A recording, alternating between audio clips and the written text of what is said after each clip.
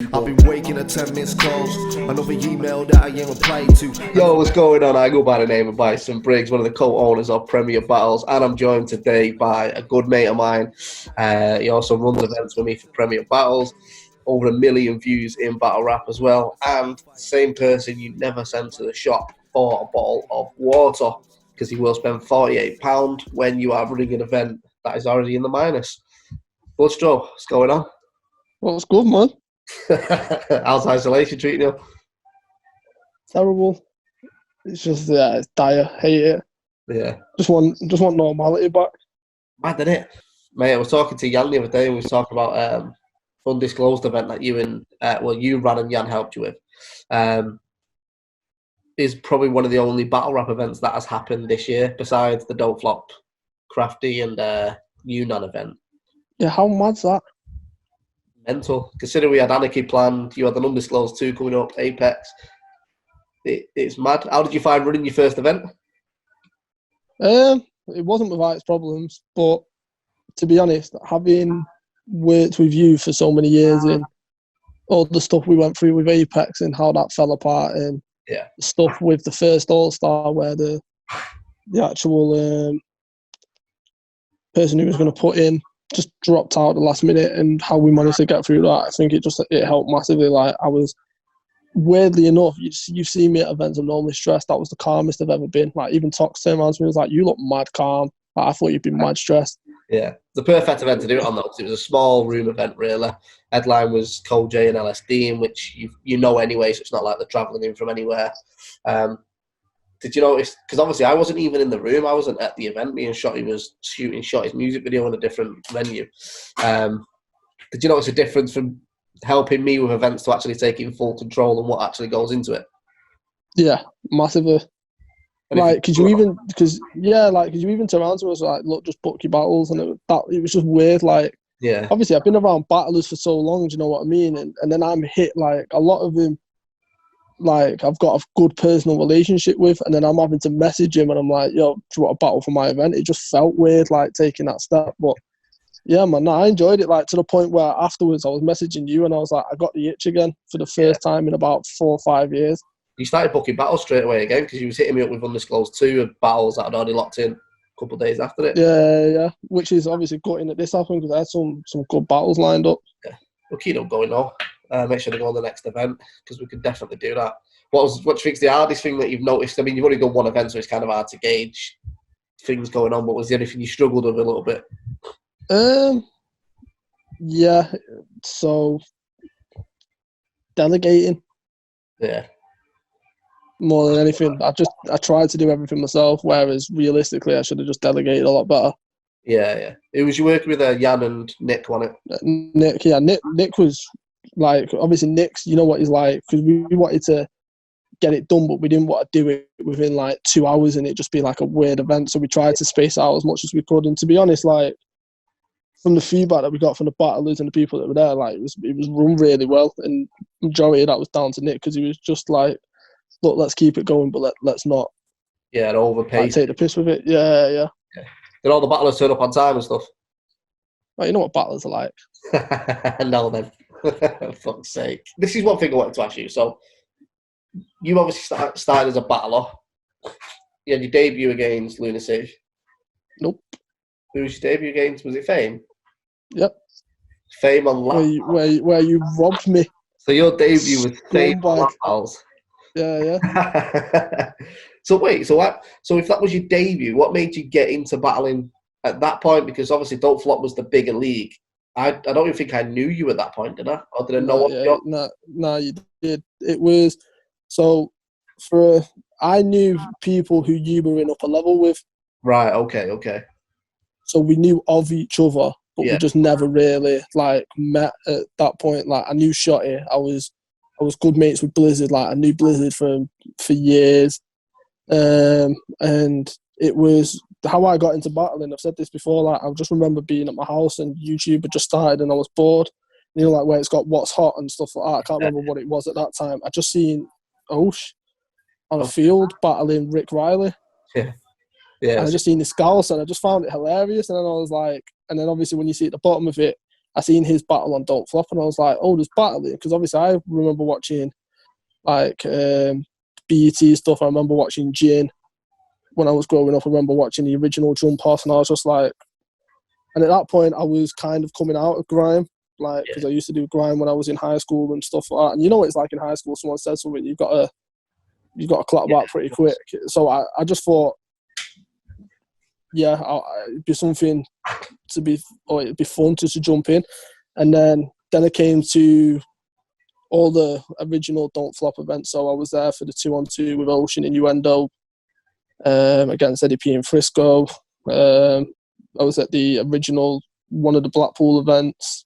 I swear you were in the background of me and Els. Was you at the Els? Yeah, because that was the one at the same day as the 2-on-2. I'm not too sure. I can't remember what was on that card. For some reason, I took a picture of you in a beanie hat. I don't know why.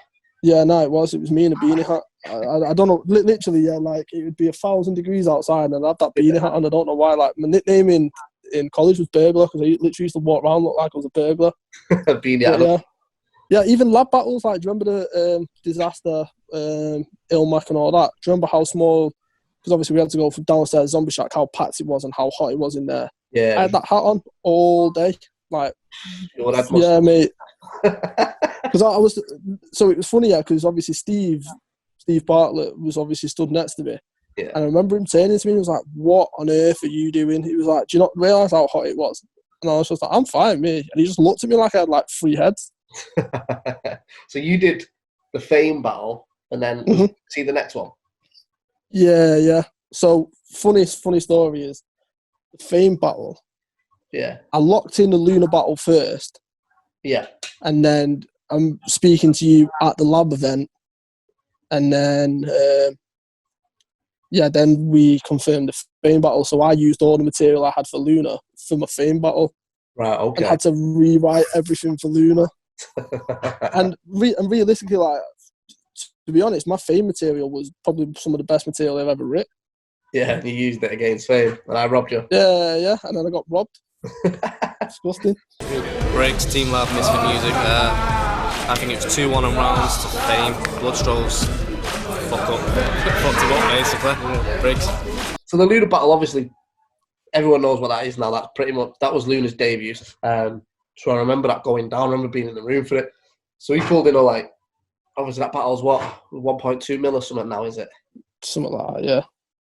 When that happened, because obviously no one really knew who Lunacy was, did you know that was going to do what it was going to do, or was it just like, wow, this is mad? No, do you know what's mad? You know when you see memories on Facebook? One of the memories, because it came up the other day, was basically me saying, because in them times 30,000 views was massive in the UK. I said if we get anywhere near 15 or 20,000, I'll be well happy. Yeah, and now it's over 1 million. Yeah, but it's like, do you know what the mad thing was? Like, obviously it looks, you know what it's like in the room and on camera, it's completely different. Yeah, I remember on the day, like, people were coming up to me like, that is one of my favourite tryout battles. Like, although he killed it, you did really well, and da-da-da-da-da. And then when it hit YouTube, it just literally just went into a different direction. Like, and I can understand why. Like Luna absolutely killed me. I'm not going to sit here and say he didn't, but like, you look at what he went on to achieve. Like, he was only meant to do one battle, but because that one went so well, it just like spiraled. And I've said this so many times. Like, Don't Flop went in stages. So you had obviously the original where it did really well. Yeah. Me and Luna. Yeah. Then it went Blizzard, Mark Grist, Shotty Arsenal, and it just exploded after that. Shotty Arsenal took it to a whole different level. So was you and Luna before Grist and Blizzard then? Yeah. So you and Luna was technically the start of the boom of viral sort of battle. Yeah. Yeah, because Blizzard and Mark Grist went down on Blood in the Water and Luna battle. Do you know what that day? Did you notice the difference with, because obviously I know you was a part of that battle and obviously you contributed to that, but Luna's career took off the back of that. Did you notice any difference in your own life because of that? Like, did people recognise you all? Yeah, mate. Like, I remember being at the Trafford Centre and I was speaking, I was on a date. Like, you don't really call it dates, but like, I was just going cinema with this girl. Yeah. And you know, upstairs in the Orient, Yeah. Obviously, there's the toilets before the actual Odeon bit. And I remember being stood there with this girl, never told her what I did, nothing. And these like 7 or 8 guys came up like, "Oh my God, can I get a picture? Like, you're the one who battled Luna, can I have a picture?" And they made her take the picture. And I remember like, when they left, she was looking at me like, "What the hell was that about?" So I had to explain it to her. And then when it was announced on Facebook that we initially got together, which is one of my exes, like the amount of people who she went to school with who watched Don't Flop were like, "Oh my God, that's Bloodstro." And then I go pub with her, and then all they talk about was that Luna battle. It's crazy. Did you get any sort of negatives out of that? Because obviously, even though it went massive, you was on the losing end of the battle. So it like, yeah. Was there any did you ever feel like trying to figure the best way to word it? Because obviously millions of people have basically watched you lose a rap battle. Now in our sort of community, it doesn't matter whether you win or lose really, but to people that don't understand it, it would have looked like you got killed, you know what I mean? They see it as already lost sort of thing.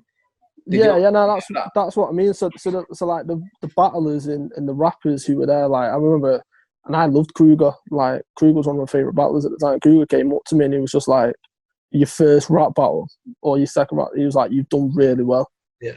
He was like, "Don't get me wrong," he went, "There is areas you can improve on, but you'll get that in time." He was like, "But you've done really, really well there." And obviously that meant a lot to me. Like, and I remember when I battled on the 3rd birthday when you battled, what was he called?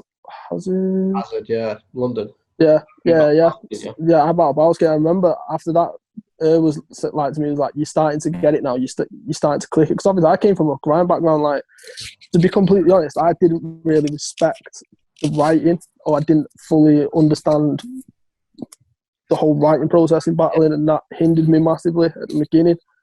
But yeah, it was tough. Like, obviously you'd see it on YouTube, like the amount of abuse I was getting on there, to the point where I just couldn't look at it anymore. And although it's everyone's like, "Oh yeah, but you've got a 1 million view battle," like, to me it's always like, but because of the backlash I got from it, it's a tough one. Kind of aiming at, because like you're in a very small box of UK battle rappers that actually has a battle over 1 million views. So for someone like, any other normal battler who gets average 30 to 50k, you're going to get your negativity on the back of that. Whether you win or lose, people are going to talk shit about you. But when it's been seen over 1 million times, that's increased tenfold. You know what I mean? That's a lot of people watching you and understanding who you are. So I can imagine the hate, and obviously the positives aside, but everyone always notices the hate. They don't really look at the positives. Yeah. Was it hard to deal with at that time? Because obviously you blew up out of nowhere with, and I wouldn't say blew up the way Lunacy blew up. You blew up because you was a part of that moment. Does that make sense? Yeah, but not even that. Like we both blew up, but we went in different trajectories. So Luna blew up because of how amazing of a battler he was and stuff like that. I blew up with the slogan. Yeah, that was the grass next. So don't you dare say that you've seen more in life when I've seen more things in the night than you've seen in your life. To the point where everyone, like, I remember Definition doing it against Jefferson Price. Like, everyone just seemed to use it at some point. Yeah. Mickey's used it, and it's like that. Just like even now. Yeah. Like, I'll just randomly comment on something. What? Was that a T-shirt at one point, wasn't it? Yeah. So I got a couple T-shirts made, and Osh wore it against Charlie Clips. We need to do them again from your battles. We'll bring them out.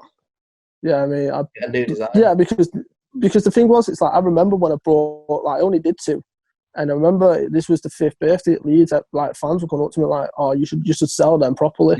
And I just remember going to Don't Flop and saying, "Look, you've got the Luna stuff. Sell the. I've never seen more in a night." I was like, I'm not saying that it's going to do tens of thousands of sales, but it'll do well. Part of that battle, wasn't it? Yeah, I was like, it'll do well, and yeah. So anyone that's watching, the slogan is, "I've seen more than a night than you've seen in your life." Why do you think that? Did you know that was going to do anything, or was that just like mid-bar sort of writing, just pop? Just mid-bar sort of writing. Is there any story to it, or did it just? Yeah, because I remember watching. He battled a guy called Fat Smoke on some league in Bradford. Yeah. And obviously, you knew like the kind of, or the area that, like, obviously we both grew up in. We both knew similar people and stuff like that. So it's like there was a lot of stuff that I seen when I was growing up. Yeah. Do you know what I mean? Like, so it's just like a throwaway sort of. Yeah, it was just a throwaway just to say, look, like, you can't really compare to the stuff that I've been through and stuff like that. And obviously I worded it like that. And I never expected it to blow up the way it did. Yeah. Never. So how many battles did you end up having after that Luna one?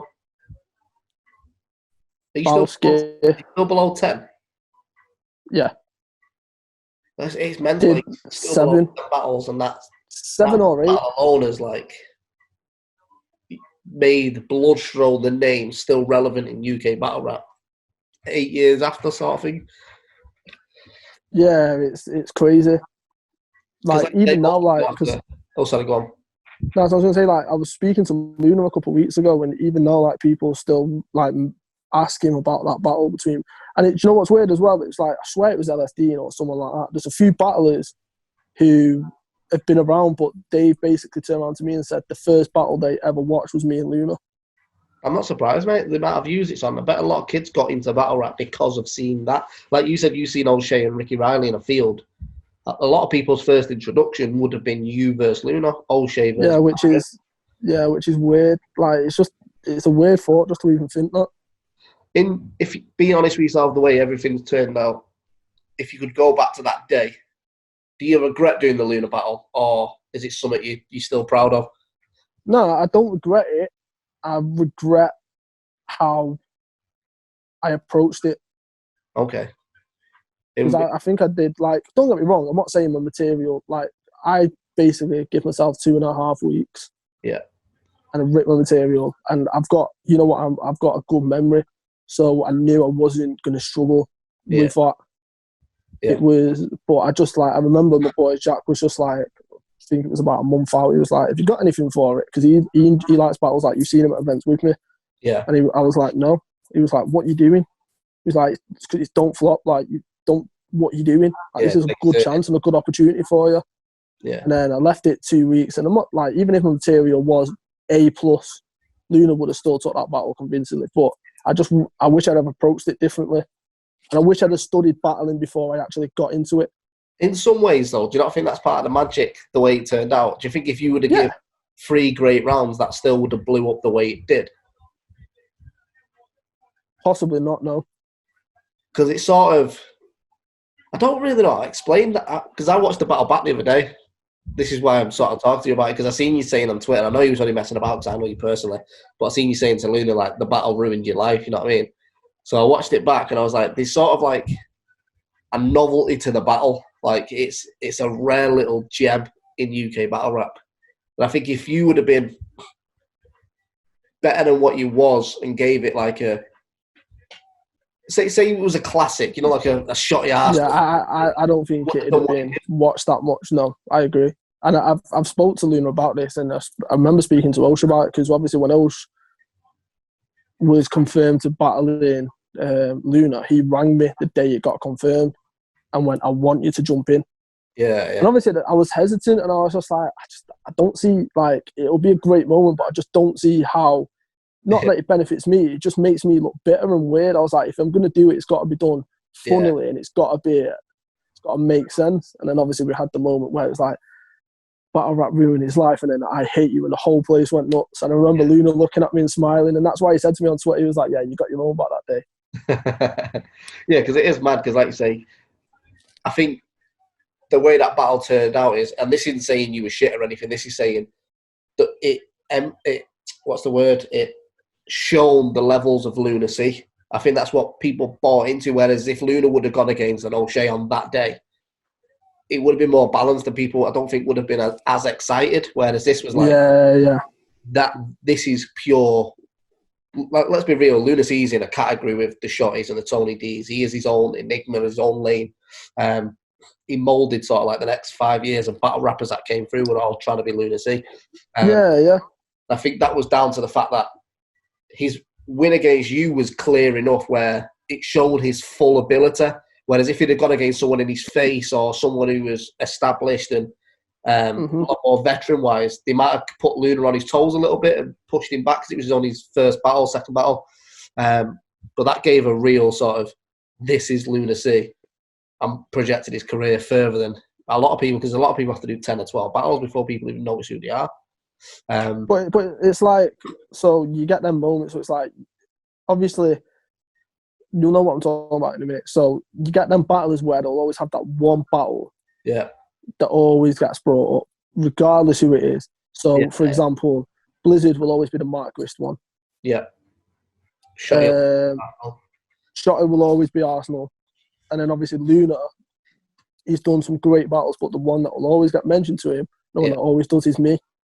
You know what I kind of compare it to? I know you're a UFC fan as well. That battle with you was Lunacy's McGregor versus Aldo moment. Like, that's exactly what it was. It just showed the sheer talent of what Lunacy is. You know what I mean? Like, everyone knew Conor McGregor was great. The second he knocked out Aldo, doesn't mean Aldo wasn't a great fighter. But everyone straight away went, fucking hell, who's that? As in, like, who is Conor McGregor? And I think that's what UK Battle Rap needed at the time, and they got it with Lunacy. And you were just, I'm going to say, lucky to be a part of that as well. Because obviously, like I say, it's projected you to, you've done less than 10 battles, and you're still a respected member of UK Battle Rap, which is something to be proud of, mate. So you've done less than 10 battles. Have you considered coming back at all, or have you kind of ran your course, or what?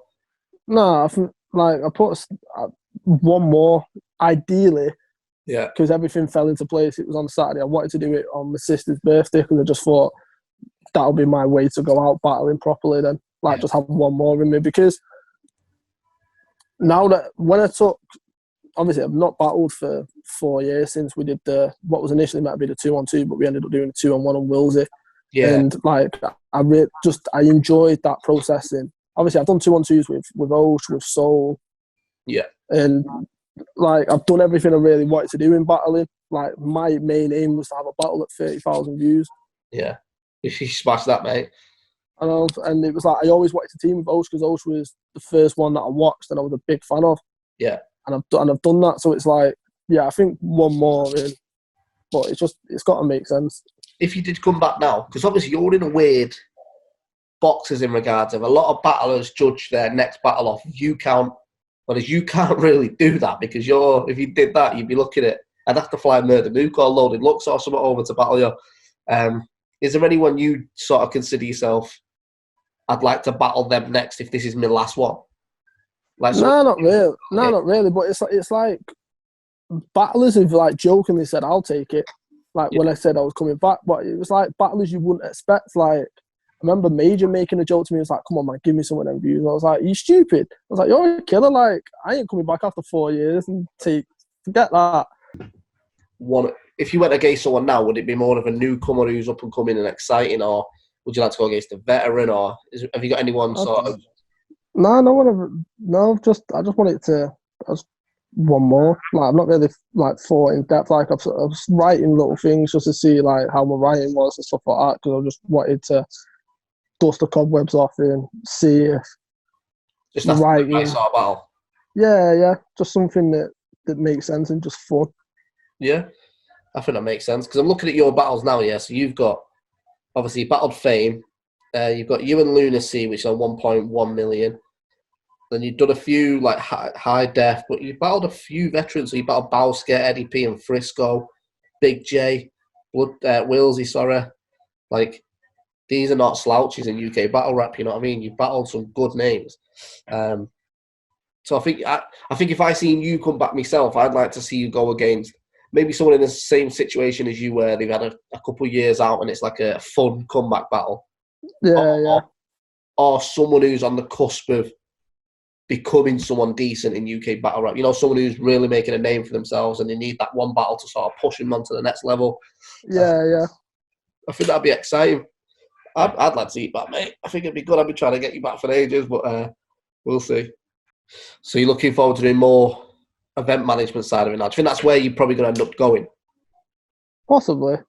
I've enjoyed it. It's been good, like, because obviously you've taught me a lot, and obviously given the stuff that we've been through before events, like we've literally practically hit every hurdle you can hit before an event where it just goes wrong, and we've managed to pull it back in. So yeah. So what's your plans with Undisclosed? I've not really I've just been taking it event by event. I've not really thought like long term, but Yeah. do want to get it to a point where I can book a couple decent internationals. Yeah. But obviously, I've just got to keep just grinding out the smaller events. Yeah. I wouldn't But even it's like, all the events. What I'd see him as, mate, is like, for me, talking to you as business, really, I think Undisclosed needs to, sort of what Don't Flop had with training days, it builds its own roster up to the point yeah, that's what I mean. for, you know, you've got your Sam Hypeses and your Will Rosses and these people that are coming through. Even Bizzo, to an extent, is probably still undisclosed.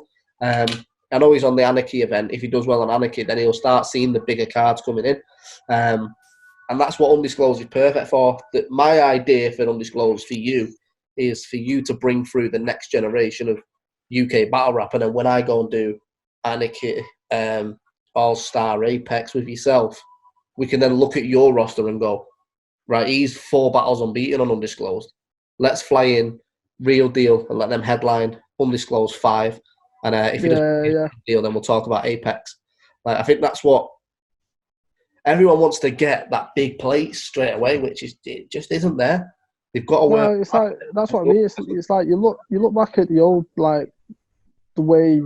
So, for example, when Luna battled me, he battled me, battled DPF. He did the 2-on-2. I swear he had one more, and then he had Uno, which was in international. So he had to work for it. Do you know what I mean? And that the battles that he had, tough battles. Yeah, definitely. Look at Shotty. He did what? Disciple, J Madden, Disciple, J Madden, Unanimous, and then it was the Arsenal battle. But the Arsenal battle came because Don't Flop did a poll of who should win the battle, and let's be real, they wanted Censor to win the battle because Censor was like the top guy in Don't Flop at that time. Yeah. And then when they couldn't get Censor, then they gave him DNA. But that's what I mean. Like, then you had to work for your battles. Like, now, because of the state that the UK battle rap's been in, everyone just thinks, I should just get an international straight away. It don't work like that. No, work your name up, because internationals are the big thing to get. Not just because of name, because there's some UK names that are better than some of the internationals be flying. It's the fact. 100%. You know, as a league, if we're going to spend 700 quid on a flight, and then, so, to be fair, a lot of internationals that fly over will do it for free for flight and accommodation. So take that out of account. It's still 600-700 quid a flight if they're flying from anywhere that's not like New York, and even then it's still 500 quid accommodation. So for you to do Undisclosed, I think what we do with Undisclosed gets like Undisclosed 5, and look where it's at. Look who's made a name for themselves, and then for 5 we'll go, right, let's throw X amount into this and bring in him and him, or even a couple big UK names. See where you go from there, because I think it's something. It needs to be sort of like the academy, but not a tournament. It's where people are proving themselves. You get a couple of guys in there. You know, people like your Jay Shorts who will go on a Premier Battles Apex card, but then he will go and headline Undisclosed. Like, that's the way it needs to balance out, and I think you're the right person to run that how it needs to go, mate. Yeah, thank you. Undisclosed 2. That's looking at September. Is that right? Mm-hmm. Couple on beat battles on there, I'm hearing. Indeed. In the topic of on beats, Press One's just lost his Don't Flop title.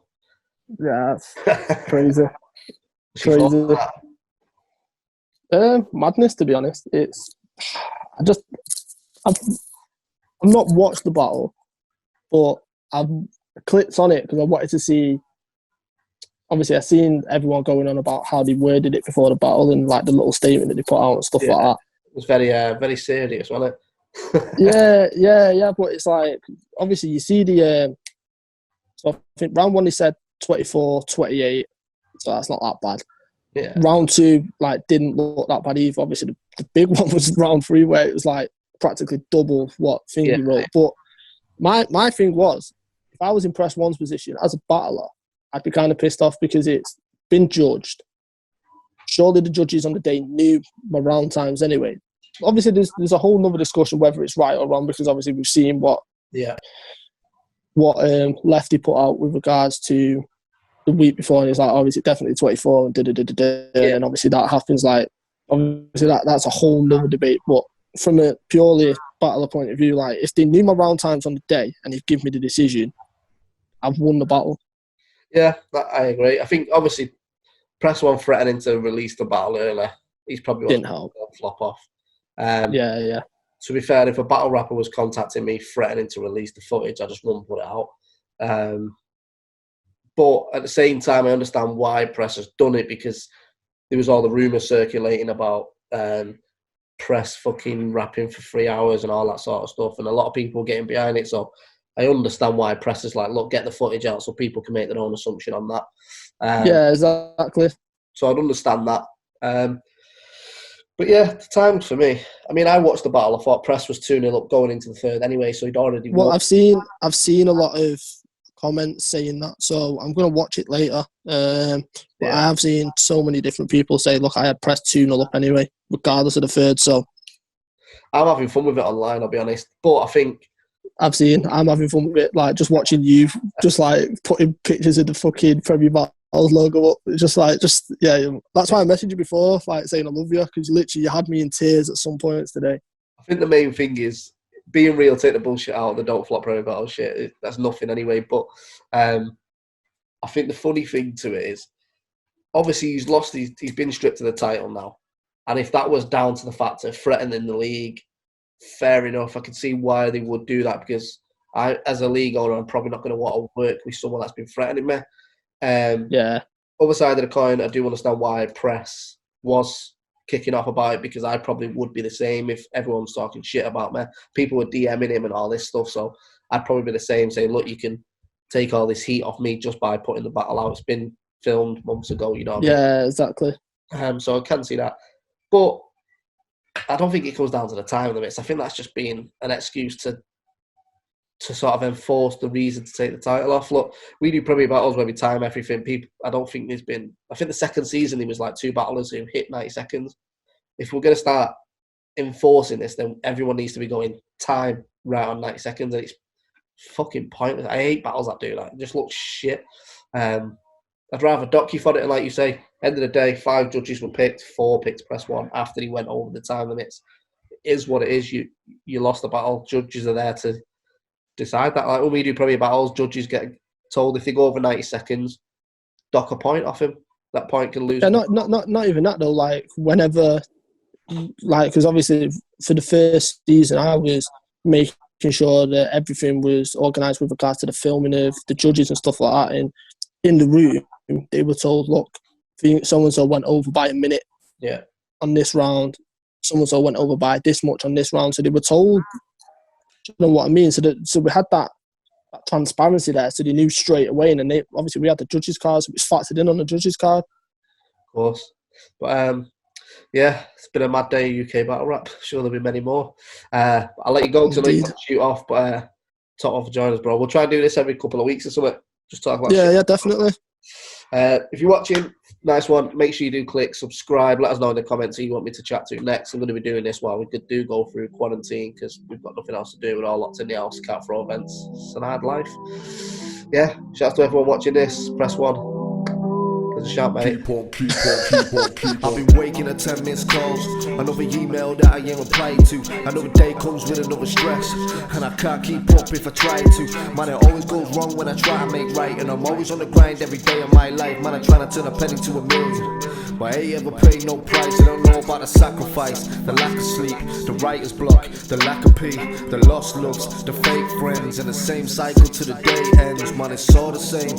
Fuck a snake, if my line don't ring, I don't want it to. So don't down my line if you want to, cause I ain't got shit that I want to. See, I ain't got no time for you. Don't call me, there's no line for you. Don't tell me what you're trying to do, cause I ain't got time for you. There ain't no line for you, I ain't got time for you. See, I ain't got no